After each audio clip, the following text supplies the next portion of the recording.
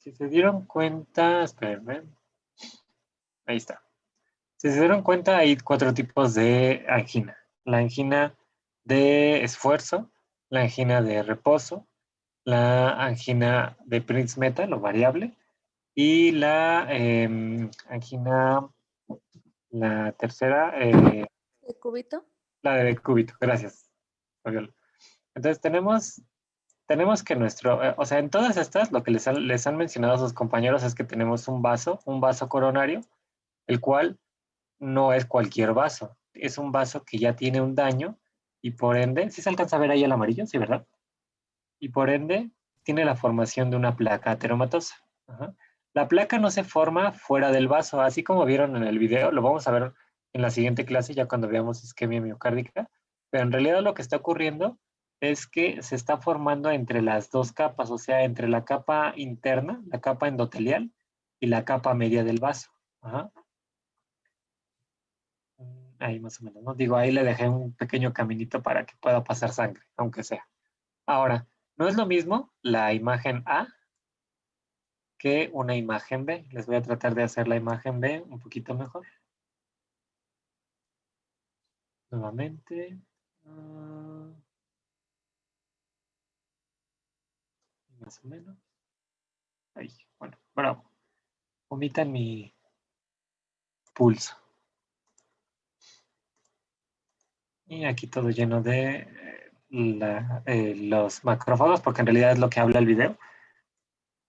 El sistema inmune se come o fagocita todos los cuerpos de colesterol y los almacena en esta región.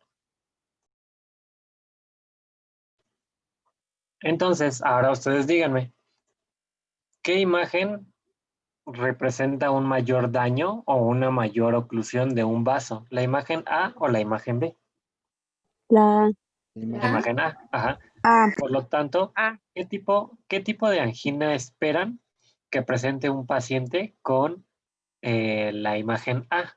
Una angina, vamos a poner las opciones, una angina de esfuerzo, la opción B, una angina de reposo, la opción C, la angina de decúbito y finalmente la angina variante o variable. ¿Cuál de estas creen que presenta el paciente? de reposo. De reposo, ¿de reposo? perfecto.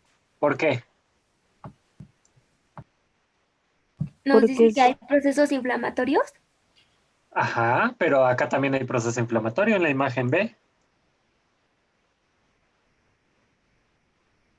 porque no está realizando actividad y está presentando problemas. Ok, esa es la característica de la angina de reposo, pero ¿por qué la imagen que asociaríamos a una angina de reposo sería la imagen A y no la imagen B?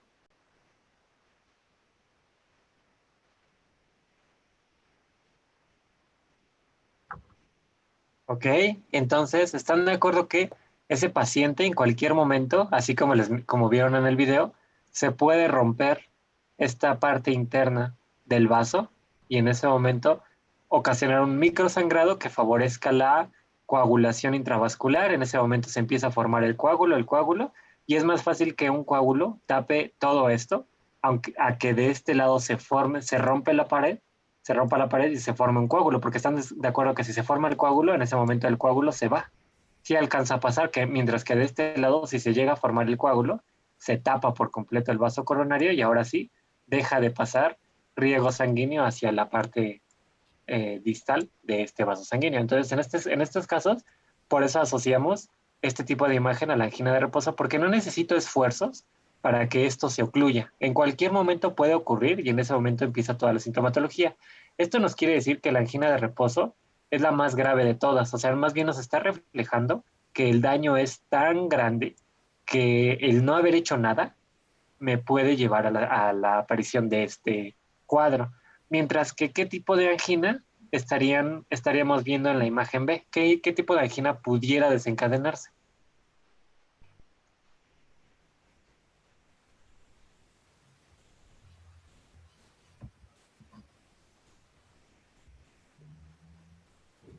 ¿Alguien? La angina de esfuerzo. ¿Esfuerzo? ¿Por qué?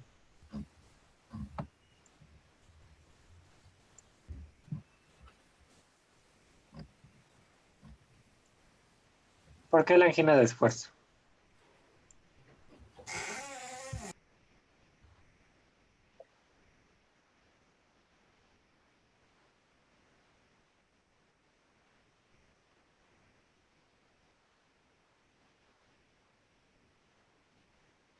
¿Ok?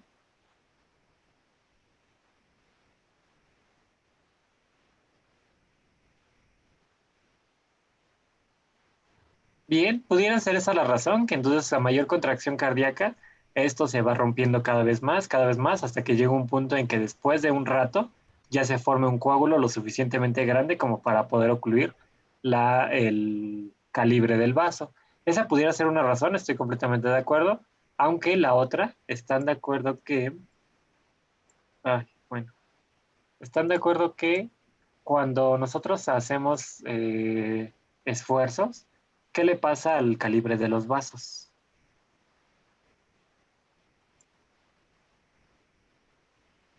Para mantener la presión arterial.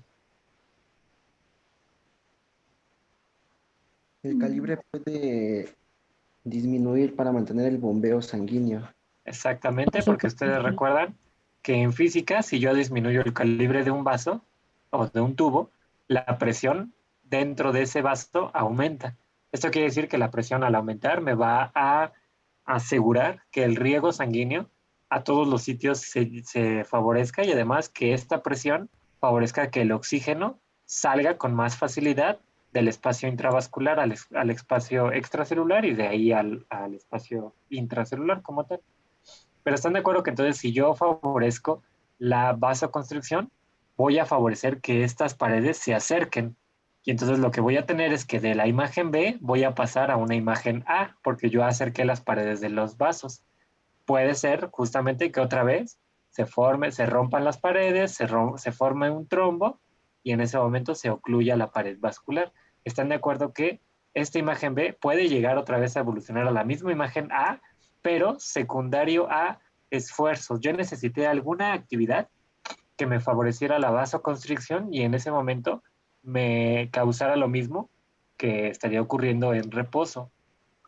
Por eso les mencionaba a Francisco que una persona que sale a caminar 200, 300 metros, que acaba de ingerir algo y obviamente la sangre está concentrada en lo que es el sistema digestivo y entonces al sistema cardiovascular le robamos un poco de sangre y a la hora de que yo necesite hacer actividad física, pues no va a haber suficiente sangre para cubrir, bueno, sí, suficiente sangre, oxígeno para cubrir las demandas del corazón y en ese momento va a podemos tener que el paciente se se enoja mucho, mucho, algo le pasó, se enoja y en ese momento empieza con lo mismo, ajá, porque entonces ahí también no quiere decir que solamente los esfuerzos, sino además la liberación de ciertas hormonas. ¿Qué hormona se libera cuando necesitamos correr, cuando nos enojamos muchísimo? ¿Qué hormona se libera? Adrenalina. Adrenalina. ¿Qué otra?